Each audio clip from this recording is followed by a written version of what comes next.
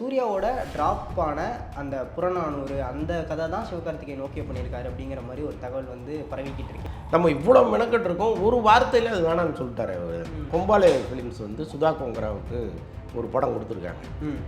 அப்போ அவங்க வந்து யார் ஹீரோ அப்படின்னு பேசும்பொழுது சுதா கொங்கரா வந்து நானே ஹீரோவை நான் சொல்கிறேன். அதுக்கடுத்து கார்த்திக் சுப்ராஜோட ஒரு போஸ்டர் ஒரு லுக் வந்து வீடியோ விட்டுருந்தாங்க. அதோட ஷூட்டிங் ஸ்டார்ட் பண்ணிட்டாங்களா இல்லை அதுக்கும் இன்னும் ஒர்க் போய்கிட்டு இருக்கு? ஷூட்டிங் அந்தமானில் போய்கிட்டு இருக்கு. அந்தமானில் தான் சூர்யா இருக்கார். ஓகே, தினமும் வந்து காலையில் ஒரு ஷூட்டிங்க்கு கொஞ்சம் லேட்டாக வராருங்கிற மாதிரி தகவல் இருக்கு. இந்த படத்தில் ஒரு புது சிவகார்த்திகேயனை பார்க்க போகிறீங்கிற அளவுக்கு முருகதாஸ் சொல்கிறார். என்னென்னா, சமீபத்தில் ரிலீஸ் ஆகி ஒரு நல்ல விதமாக ஓடிக்கிட்டு இருக்கு கல்கி. அந்த படத்தோட அடுத்த பாகத்துக்கு ரஜினியை வந்து அப்ரோச் பண்ணியிருக்காங்க அப்படிங்கிற மாதிரி ஒரு தகவல் வந்து வெளியானுச்சு. இப்போ கமல் அதில் நடிக்கிறாரு அப்படிங்கும் பொழுது ரஜினி அதுக்குள்ளே போவாராங்கிற மாதிரிலாம் சில கேள்விகள் இருக்குது. தளபதி 69 வந்தோம்னா அதை பற்றின நிறைய ரூமர்ஸ் வந்து இருக்குது. அதில் ஒரு ரூமராக இன்னைக்கு ட்ரெண்ட் ஆகிக்கிட்டு இருக்கிறதுனா இதில் சமந்தாவும் அனிருத்தும் கன்ஃபார்ம் பண்ணியிருக்காங்க இந்த படத்துக்கு அப்படிங்கிற மாதிரி. இது உண்மையாக பொய்யான்னு எனக்கு தெரியல, ஆனால் உண்மையாவதற்கு நிறைய வாய்ப்பு இருக்குது. ஏன்னா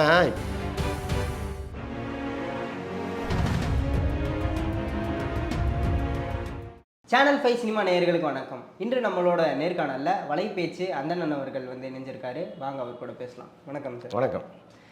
ஒரு பரபரப்பாக போய்கிட்டு இருக்கு இந்த டாபிக் எந்த அளவுக்கு உண்மைன்னு நீங்கள் தான் சொல்லணும். இந்த சிவகார்த்திகேயனும் சுதா கொங்கராவும் இணையிறாங்க அப்படிங்கிற மாதிரி ஒரு விஷயம் நம்ம முன்னாடியே பேசியிருந்தோம். அது வந்து இந்த சூர்யாவோட ட்ராப் ஆன அந்த புறநானூறு அந்த கதை தான் சிவகார்த்திகேயன் ஓகே பண்ணியிருக்காரு அப்படிங்கிற மாதிரி ஒரு தகவல் வந்து பரவிக்கிட்டு இருக்கே, இது உண்மையா?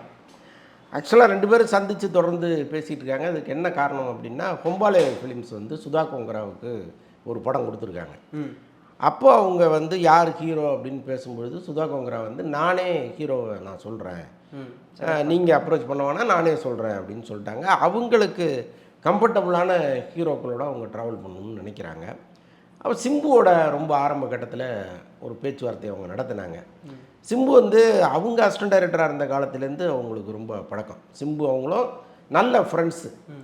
அப்போது அவங்க எண்ணம் என்னென்னா, சிம்புவோட கொம்பாலேவுக்கு ஒரு படம் பண்ணிவிடுவோம், நம்ம புறநானூறுங்கிறதெல்லாம் தனி, கொம்பாலேவுக்கு ஒரு படம் அவங்க தனியாக பண்ணுறாங்க, அதற்கு சிம்புவை நம்ம கூப்பிட்டு போகலான்னு பிளான் பண்ணும்போது அந்த முதல் சந்திப்பே சரியாக நடக்கலை.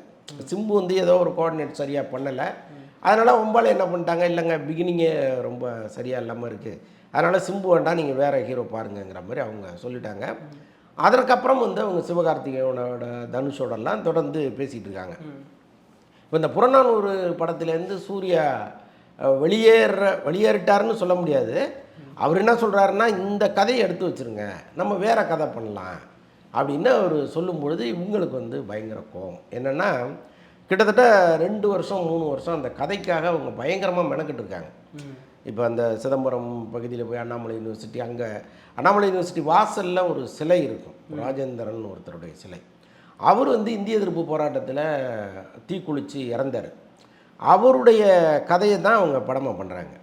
அப்போ இந்த ராஜேந்திரனை சுற்றி இருக்கிற விஷயங்கள்லாம் அவங்க தேடுறாங்க. தேடி அதை ஒரு மாதிரி ஒரு பயோபிக்காகவும் இல்லாமல் டோட்டலாக எல்லாமே சேர்ந்து ஒரு கதையாக அவங்க உருவாக்குறாங்க. இதற்காக அவங்க வந்து ஒரு 2 வருஷம் கடுமையாக முயற்சி பண்ணுறாங்க. அதுக்கப்புறம் தான் சு வெங்கடேஷன் டைலாக் எழுதி ஒரு ஃபைனலாக ஒரு ஸ்கிரிப்டாக வருது. அப்போ அவங்களுக்கு என்னென்னா, நம்ம இவ்வளோ மெனக்கட்டு இருக்கோம், ஒரு வார்த்தையில் அது வேணான்னு சொல்லிட்டாரு அவர் அப்படிங்கிற கோபம் அவங்களுக்கு வந்து டக்குன்னு என்ன பண்ணுறாங்க, இல்லை நம்ம வேறு படம் பண்ணுறதை பற்றி அப்புறம் யோசிப்போம், நான் புறநானூறு முதல்ல பண்ணிட்டு வந்துடுறேங்கிற மாதிரி அப்படியே வந்துட்டாங்க. வந்து தான் அந்த கதையை வந்து ஒரு பக்கம் தனுஷ்கிட்ட சொன்னதாக ஒரு தகவல் இருக்குது, இன்னொரு பக்கம் சிவகார்த்திகேயனை வச்சு பண்ணலாங்கிற முடிவில் அவங்க இருக்கிறதா இன்னொரு தகவல் இருக்குது. ஆக்சுவலாக சிவகார்த்திகேயனுக்கு ஆசை என்னென்னா, நம்மளுடைய 25வது படம் சுதா கொங்கராவோடு இருந்ததுன்னா அது ஒரு வெற்றி படமாகவே இருக்கும். அதுவும் இந்த புறநானூறு கதைங்கிறது ரொம்ப ஒரு மாதிரி நல்ல கதையாக இருக்குது, அதை நம்ம விட்டுற வேண்டாங்கிற மாதிரிலாம் அவர் நினைக்கிறாரு. ஸோ எல்லாமே சேர்ந்து பேச்சுவார்த்தை போயிட்டுருக்கு. இது ஃபைனலாக ஒரு இறுதி கட்டத்தை எட்டிடுச்சாங்கிறது தெரியல, அப்படியே போயிட்டே இருக்கு. இப்போது சூர்யா அதிலிருந்து வெளியே வந்துட்டார் அப்படிங்கிறது நமக்கு தெரிஞ்ச விஷயம். அவர் நடித்து தயாராகிக்கிட்டு இருக்க படம் வந்து கங்குவா, அது எந்த நிலைமையில் இருக்குது, அதை பற்றின அப்டேட்ஸ் அடுத்தடுத்து எப்போ? கங்குவா அக்டோபர் 10 ரிலீஸ்ன்னு சொல்லிட்டாங்களே, ரிலீஸ் டேட்டே அனௌன்ஸ் பண்ணிட்டாங்க, கம்பெனியே அனௌன்ஸ் பண்ணிட்டாங்க. அது வந்து ரொம்ப பெரிய எதிர்பார்ப்புக்குரிய படமாக இருக்குது. ஏன்னா சூர்யா கரியர்லேயே ரொம்ப அதிக பொருட்செலவில் எடுக்கப்பட்ட படம் அதுதான். 250 கோடிக்கிட்ட சொல்கிறாங்க.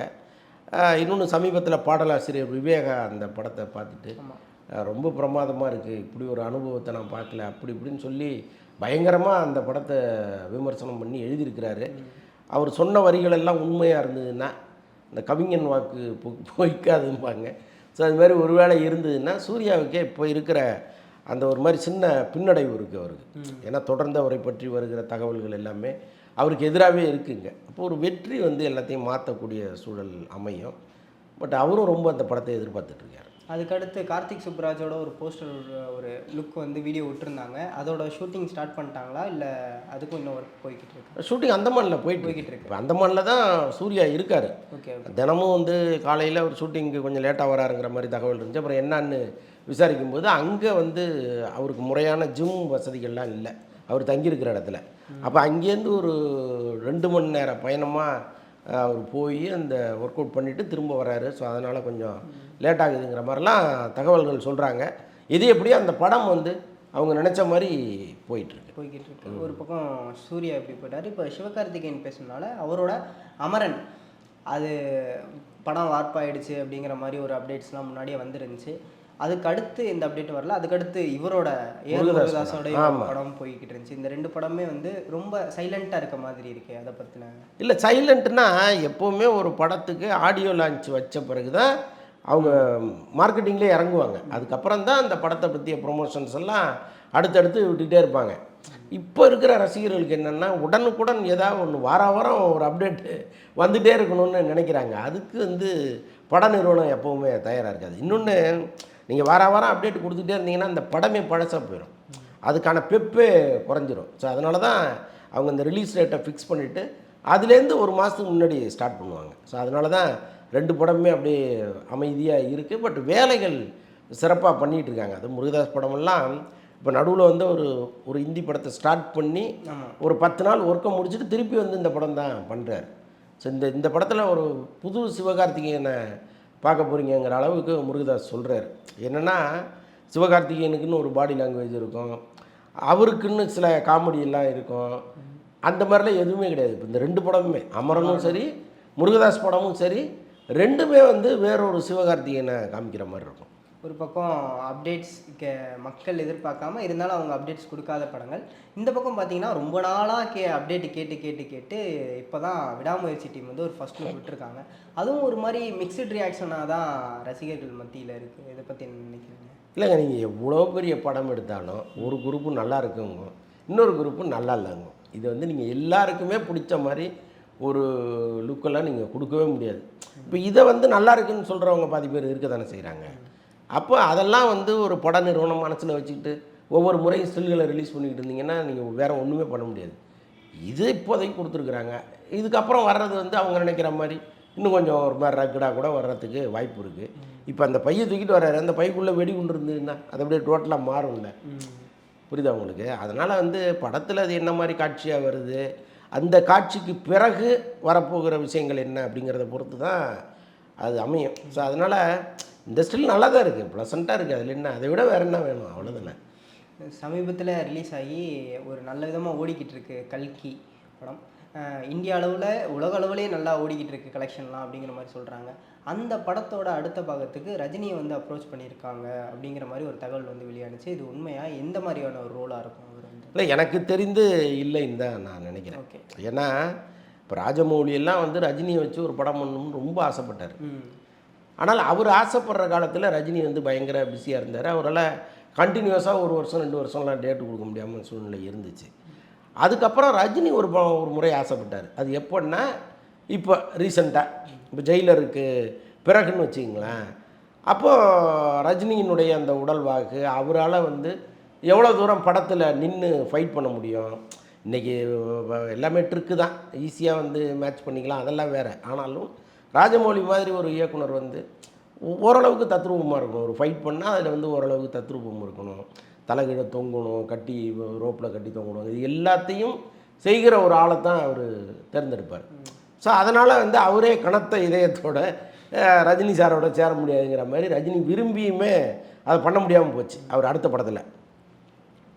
கிட்டத்தட்ட இந்த கல்கி படமும் ராஜமௌழி எடுக்கிற படத்தோட ஸ்டைல் தான். இப்போ ரஜினி அதுக்குள்ளே போனார்னா ரஜினி வந்து அவ்வளவு கஷ்டப்படணும் அந்த படத்துக்காக.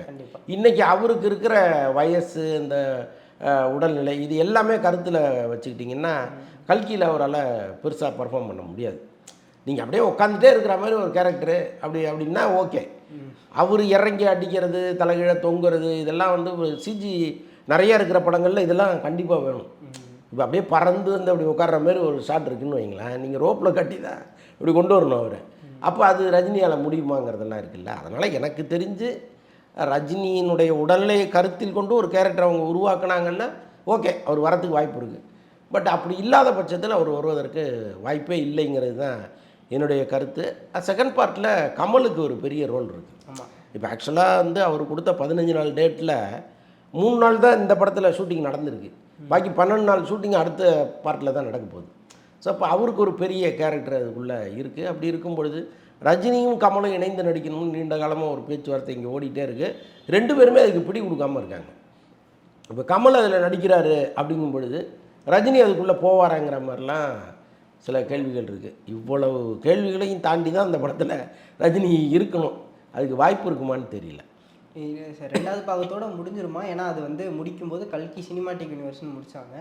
அடுத்தடுத்த பாகங்கள் வர மாதிரி எதுவும்? எப்போவுமே வெற்றியை பொறுத்து தாங்க. இந்த படமே வந்து பெரிய அளவுக்கு வெற்றி அடைஞ்சதுன்னா செகண்ட் பார்ட் எடுப்பாங்க. பெரிய அளவுக்கு இல்லை அப்படின்னா எடுக்க போகிறதில்ல. ஆனால் இந்த படத்தை பற்றி நம்ம கேள்விப்படும் பொழுது தமிழ்நாடு, கர்நாடகா, கேரளா மட்டும் சுமாராக போகுது. பாக்கி எல்லா ஏரியாவிலையும் இந்த படம் வந்து பெரிய கலெக்ஷன்னு சொல்கிறாங்க. அப்போது நிச்சயமாக அவங்க செகண்ட் பார்ட்டில் இறங்குவாங்க. செகண்ட் பார்ட்டு இன்னும் பிரமாதமாக இருந்து ஓடிச்சுன்னா தேர்ட் பார்ட் போவாங்க. அதில் ஒன்றும் தப்பு இல்லையா. இதே மாதிரி பயங்கரமான ஒரு விஷுவல்ஸோட தமிழ்நாட்டில் தயாராகிக்கிட்டு இருக்க படம் தங்கலான். அந்த படத்துக்கான சவுண்ட் ஒர்க்லாம் முடிஞ்சிருச்சு அப்படிங்கிற மாதிரி ஜிவி பிரகாஷ் ஒரு அறிவிப்பு கொடுத்துருக்காங்க. அதோட அடுத்த அப்டேட் பாடல்கள்லாம் எப்போ ரிலீஸ் ஆக வாய்ப்பு இருக்குது, அது எந்த அளவுக்கு வந்திருக்கு அந்த படம் அப்படிங்கிற மாதிரி? இல்லை, ஏற்கனவே தங்கலான் வந்து ஃபுல்லாக முடிச்சுட்டாங்க. அவங்க ரிலீஸு ஒரு நல்ல ரிலீஸ்க்காக வெயிட் பண்ணிகிட்ருக்காங்க. இப்போ இது பேக்ரவுண்ட் மியூசிக் இந்த வேலைகள்லாம் ஜிவி பிரகாஷ் பண்ணிகிட்ருக்கார் போல இருக்குது. பட் ஆல்மோஸ்ட் படம் முடிஞ்சிருச்சு. அதில் ஒன்றும் பெரிய பெண்டிங்லாம் எதுவுமே கிடையாது. அதான் அதுக்கப்புறம் ஆடியோ லான்ச்சு முதல்ல அவங்க ஏன்னா ஒரே நிறுவனம் 2 பெரிய படத்தை கையில் வச்சுட்டு இருக்கும் பொழுது முதல்ல ஒரு இதில் கான்சன்ட்ரேஷன் இருக்கும். இப்போ கங்குவா அவங்க ரிலீஸ் பண்ணிட்டாங்கன்னா பெரிய டென்ஷன் கிடையாது அவங்க. ஸோ அது மாதிரி இருக்கும்னு நினைக்கிறேன் நான். அதே அளவுக்கு இதுலேயும் விஷுவல்ஸ் எல்லா ஒர்க்குமே இருக்குது, கண்டிப்பாக ஹோல்ட் பண்ணிக்கிட்டு இருக்காங்க அப்படின்னு நினைக்கிறேன் சார். அடுத்து தளபதி 69 வந்தோம்னா அதை பற்றின நிறைய ரூமர்ஸ் வந்து இருக்குது. அதில் ஒரு ரூமராக இன்னைக்கு ட்ரெண்ட் ஆகிக்கிட்டு இருக்கிறதுனா இதில் சமந்தாவும் அனிருத்தும் கன்ஃபார்ம் பண்ணியிருக்காங்க இந்த படத்துக்கு அப்படிங்கிற மாதிரி. இது உண்மையா? இது எந்த அளவுக்கு இது உண்மையாக பொய்யான்னு எனக்கு தெரியல. ஆனால் உண்மையாவதற்கு நிறையா வாய்ப்பு இருக்குது. ஏன்னா இப்போ தான் ஹச் வினோத் வந்து இந்த ஸ்கிரிப்ட் ஒர்க்கெல்லாம் முடிச்சிருக்கிறாரு. ஷூட்டிங்கும் உடனே இவங்க போக போகிறதில்ல. அக்டோபரில் தான் ஷூட்டிங் போக போகிறாங்க. ஏன்னா விஜயை பொறுத்தளவுக்கு இந்த படத்துக்கு அவர் என்ன இன்ஸ்ட்ரக்ஷன் கொடுத்துருக்கிறாருன்னா, இந்த படம் ரிலீஸ் ஆகும்போது தேர்தல் நெருங்கிட்டு இருக்கணும். ஏன்னா இந்த படம் வந்து முழுக்க முழுக்க ஒரு அரசியல் படமாக இருக்குது. அவருடைய அரசியல் கரியருக்கு இது ஒரு முக்கியமான ஒரு ஹெல்ப் பண்ணுற படமாக இருக்கும். ஸோ அப்போ அவர் என்ன பண்ணுறாரு, இந்த படத்தை ரொம்ப சீக்கிரம் முடிச்சிட்டிங்கன்னா இந்த படத்துக்கும் எலெக்ஷனுக்கும் ஒரு பெரிய கேப் வந்துடும். அதுக்கு நடுவில் நான் இன்னொரு படம் பண்ணிட்டுலாம் வர முடியாது. ஸோ அதனால் படத்தை ஆரம்பிக்கிறதே லேட்டாக ஆரம்பிப்போன்னு தான் அக்டோபரில் ஸ்டார்ட் பண்ணலான்னு சொல்லியிருக்கிறார். அப்போது அந்த அக்டோபரில் அனிருத்தும் சமந்தாவும் அதுக்குள்ளே வராங்கன்னா அவங்களுடைய லைனப் என்னவாக இருக்குன்னு பார்க்கணும். ஆனால் சமந்தா வருவதற்கு நிறைய வாய்ப்புகள் இருக்குது. ஏன் சொல்கிறேன் அப்படின்னா, விஜயின் மேனேஜர் தான் சமந்தாவுக்கு டேட் பார்த்துட்ருக்காரு. ஓகே. அப்போ அவருக்கு ரொம்ப ஈஸி. ஏன்னா இந்த ஷூட்டிங் ஆரம்பிக்கும் போது அவங்க என்ன படத்தில் இருப்பாங்க, எப்படி பிரித்து கொடுக்கலாம் அப்படிங்கிறதெல்லாம் அவருக்கு தெரிஞ்சது தானே. ஸோ அதனால் அவங்க உள்ளே வரத்துக்கு வாய்ப்புகள் நிறையா இருக்குது. வேட்டையனில் ரஜினி சாரோட டப்பிங்லாம் எந்த அளவில் போயிட்டுருக்கு? அவர் முடிச்சிட்டாரா டப்பிங்? இல்லை வேட்டையனில் அவர் டப்பிங் இன்னும் முடிக்கல. ஓகே. அது ஆக்சுவலாக அடுத்த மாதம் 8ஆம் தேதி தான் டப்பிங் வேலைகள்லாம் ஸ்டார்ட் பண்ணுறாங்க. அதுக்கப்புறம் அவர் வந்து கூலி படப்பிடிப்புலேருந்து ஒரு நாளோ 2 நாளோ வந்து பேசுவார். மற்றபடி அவருடைய டப்பிங் இன்னும் முடியல. 8ஆம் தேதி டப்பிங் ஸ்டார்ட் பண்ணுறாங்க. இங்கே 5ஆம் தேதி ஷூட்டிங்கும் அது வந்து ஹைதராபாத்தில் நடக்குது. ஹைதராபாத்துலேருந்து அவர் வரணும். இல்லைன்னா இன்றைக்கி மொபைல் டப்பிங்லாம் வந்துருச்சு. நீங்கள் அந்த வேன் எடுத்துகிட்டு போயிட்டு அங்கே ஷூட்டிங் ஸ்பாட்டுக்கு போயிட்டிங்கன்னா அவரே ஷார்ட் பிரேக்கில் வந்து பேசிட்டு போயிடலாம். ஸோ அந்தளவுக்கு இன்றைக்கி வசதிகள் வந்துருச்சு. ஸோ அப்படி கூட பண்ணுறதுக்கு வாய்ப்புகள் இருக்குது. அடுத்து அந்த வேட்டையன் படத்தோட அப்டேட்ஸ்லாம் இந்த மாதிரி, ஏன்னா இங்கே கூலிக்கு இருக்கிற ஹைப் அளவுக்கு வேட்டையனுக்கு இல்லை. ஆக்சுவலாக ஒரு நல்ல கதையாகவும் அது இருக்கலாம் அந்த மாதிரி, ஏன்னா டேரக்டர் அந்த மாதிரி ஒரு பொட்டன்ஷியல் உள்ள ஒரு டேரக்டர். அதுக்கான ஹைப்பே வந்து மூவி டீம் இன்னும் ப்ரொமோஷன் அந்த மாதிரி ஒரு சின்ன ட்ரைலர் மட்டும் கொடுத்தாங்கன்னா கூட நல்லா இருக்கும்ல. அந்த அந்த விஷயங்கள்லாம் இல்லை இப்போ கண்டிப்பாக பண்ணுவாங்க. நீங்கள் இப்போ கத்திரிக்காய் முத்துனா கடத்தருக்கு வந்து தானே ஆகணும். அவங்க வச்சுட்டு என்ன பண்ண போகிறாங்க? நமக்காக தானே அவ்வளோ உருவாக்கிட்டு இருக்காங்க. ஆனால் அது சரியான தருணம் அவங்க பார்த்துட்டே இருப்பாங்க. ஏன்னா இப்போ ரிலீஸ் டேட்டு வந்து அவங்களுக்கே ஒரு பெரிய குழப்பம் இருக்குது. ஆக்சுவலாக இந்த படம் வந்து வேட்டையன் எப்போ ரிலீஸு, தீபாவளி கொண்டு வரலாமா, முன்னாடி கொண்டு வரலாமா, அப்புறம் கொண்டு வரலாமா, இதுமாதிரி 1000 குழப்பங்கள் இருக்குது அங்கே. அவங்க ரிலீஸ் டேட் இன்னும் ஃபைனல் பண்ணலை. ஸோ அப்படி இருக்கும் பொழுது அதை ஃபைனல் பண்ணிவிட்டு தான் அவங்க அடுத்தடுத்த அப்டேட்டுகளே வெளியில் விடுவாங்க. ஸோ அது மாதிரி ஒரு குழப்பம் இருக்குது அதில். சரி சார், உங்கள் நேரத்தை ஒதுக்கி சிறப்பான கருத்துக்களை பகிர்ந்து மிக்க நன்றி. நன்றி.